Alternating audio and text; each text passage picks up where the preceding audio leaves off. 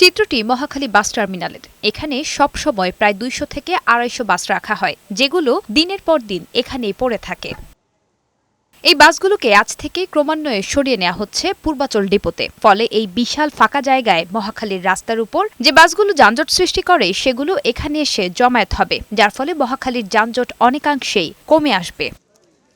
দুপুরে ঢাকা জেলা বাস, mini bus, সড়ক পরিবহন শ্রমিক ইউনিয়নে পূর্বাচলে নবনির্মিত অস্থায়ী ডিপোতে বাস স্থানান্তর কার্যক্রমের শুভ উদ্বোধন করা হয়। এ সময় পরিবহন মালিক সমিতির মহাসচিব বলেন, এটা দীর্ঘদিনের চাওয়া ছিল, সেটা সরকার প্রধানের ইচ্ছায় বাস্তবায়ন হতে চলেছে। আমরা একটা জায়গা বাইর করেছি এবং সেটা ডেভেলপ কমপ্লিটলি না হলে অচিরেই কমপ্লিট হয়ে যাবে।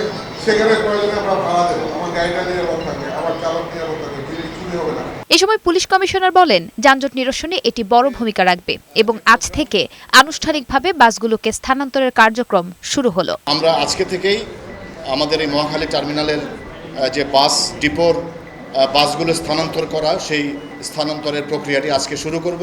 যোগাযোগ ব্যবস্থায় এক অনন্য নজির রাখবে এই বাস টার্মিনাল স্থানান্তরের উদ্যোগ, এমনটি জানান অনুষ্ঠানের প্রধান অতিথি সংসদ সদস্য শিমুল বিশ্বাস। বলেন, পরিবহনের স্বার্থে মালিক, শ্রমিক, পুলিশ আর সাংবাদিক মিলিয়ে অনেক অসাধ্য সাধন করা সম্ভব। প্রধান স্টেক হচ্ছে যোগাযোগের পরিবহন।